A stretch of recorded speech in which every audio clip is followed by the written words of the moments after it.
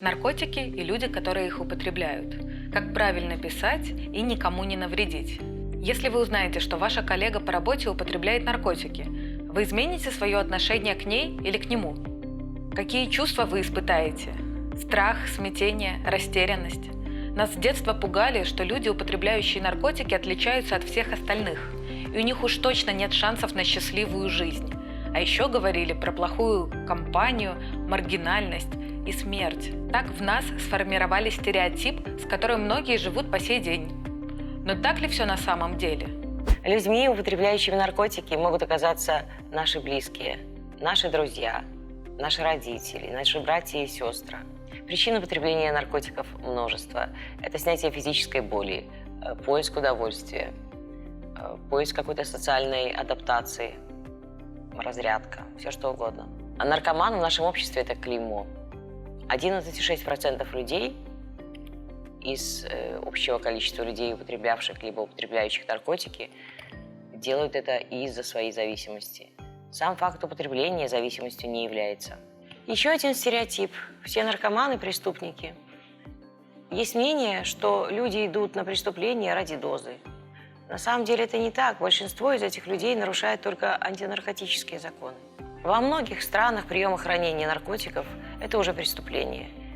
А получив судимость, очень сложно получить работу. Именно это толкает людей на криминальный путь. Все эти стереотипы мешают людям с зависимостью открыто говорить о проблеме и получать помощь. Используя в нашем обиходе такие слова, как наркоман, торчок, ЗТМщик, метадонщик, вот эти все слова создают определенный стереотип о людях, которые имеют зависимость, либо являются потребителями наркотиков. И вот здесь получается такой замкнутый круг. Люди вместо того, чтобы получить какую-то помощь, они от нее отказываются. На данный момент очень много людей отказываются от помощи именно врачей-наркологов. Вот, и именно из-за этих стереотипов и отношения общества к таким людям. А по исследованию самих наших белорусских наркологов, самым опасным на сегодняшний день психоактивным веществом является алкоголь. Но у нашего общества почему-то не возникает таких вот ассоциаций, скажем, и дискриминации или стигмы, нежели, вот, допустим, с человеком, потребляющим наркотики. Потому что есть потребление с вредными последствиями, есть просто потребление каких-то психоактивных веществ без вредных последствий.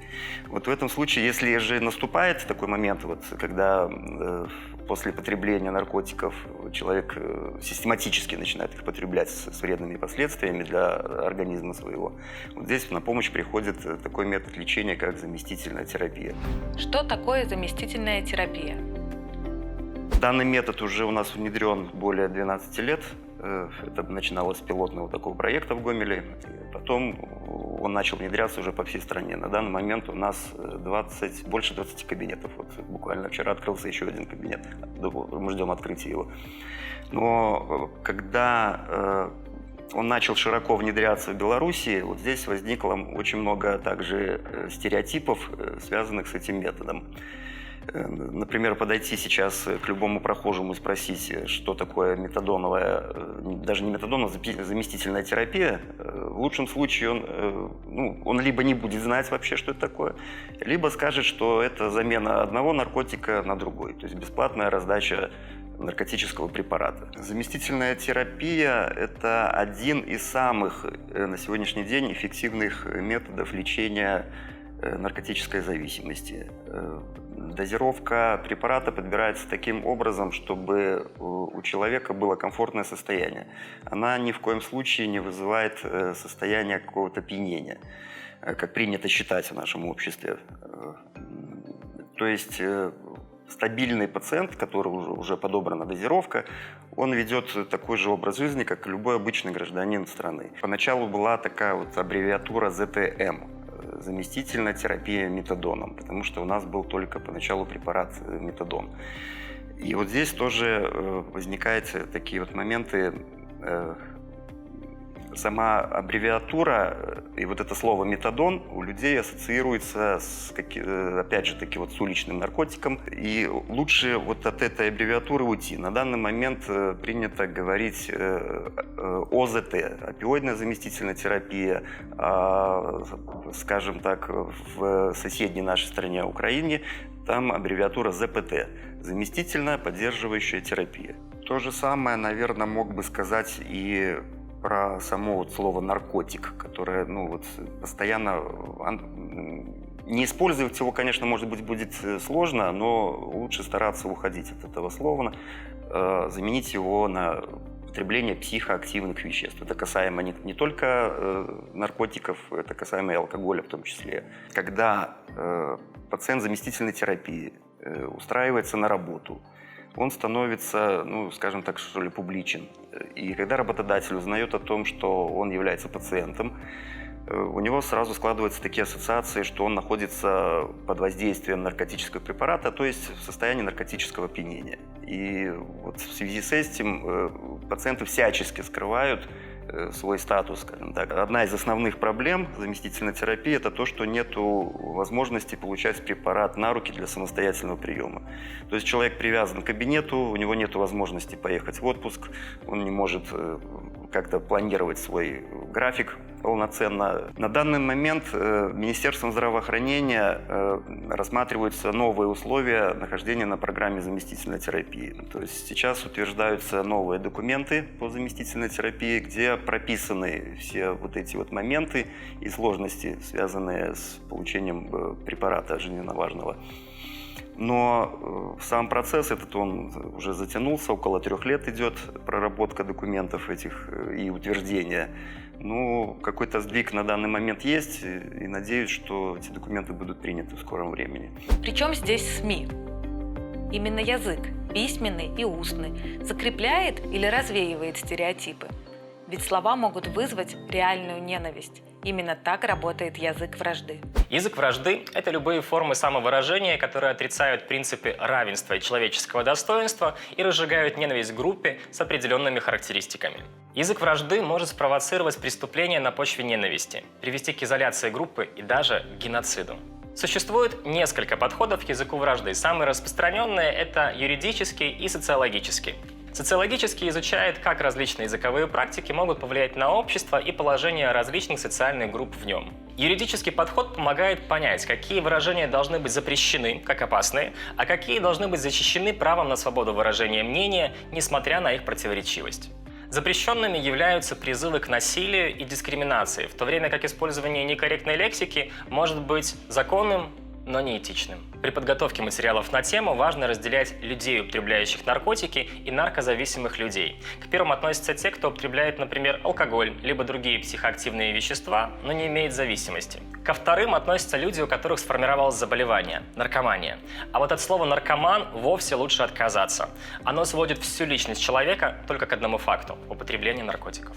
Именно наркофобия приводит к пропаганде полного отказа от наркотиков. В 80-х годах в Соединенных Штатах Америки проводили кампанию «Просто скажи нет».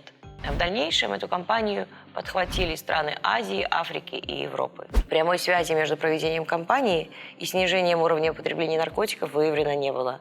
В то же время эксперты критиковали ее за то, что проблема употребления наркотиков чрезмерно упрощалась, а также до людей не доводилась действительная, честная информация о возможных рисках при употреблении тех или иных психоактивных веществ, в том числе и не негативных. Поэтому Глобальная комиссия по наркополитике рекомендует СМИ нести ответственность за формирование отношения к наркотикам и к людям, употребляющим наркотики, а также использовать нейтральный язык. В журналистских материалах важно не стигматизировать людей, употребляющих наркотики, или людей с наркотической зависимостью. Проблему нужно видеть не в людях, а в барьерах. Потому что если мы видим проблему в людях, единственный способ решить эту проблему – изолировать группу людей. Но если мы видим проблему в барьерах, то их можно устранить. Например, исследовать успешный опыт лечения наркозависимости, плюсы и минусы программ по рецептаризации или программ по снижению вреда. Уже более 20 стран мира ввели декриминализацию наркотиков. И только Португалия полностью вывела личное употребление и хранение наркотических веществ из-под области уголовного права. Вместо борьбы с людьми власти Португалии, начиная с 2001 года, переключились на борьбу с болезнью. Теперь средства, которые ранее тратились на пенитенциарную систему, были перенаправлены на развитие программ заместительной терапии и реабилитационных центров. Теперь основная задача не наказать человека, а помочь ему избавиться от зависимости. Появились программы реинтеграции. Активно ведется поиск жилья и работы. Активно работают программы обмена шприцев и игл на улицах. Также существуют программы реабилитации после употребления кокаина и марихуаны. Вместе с государственной программой начала меняться и риторика, изменился язык.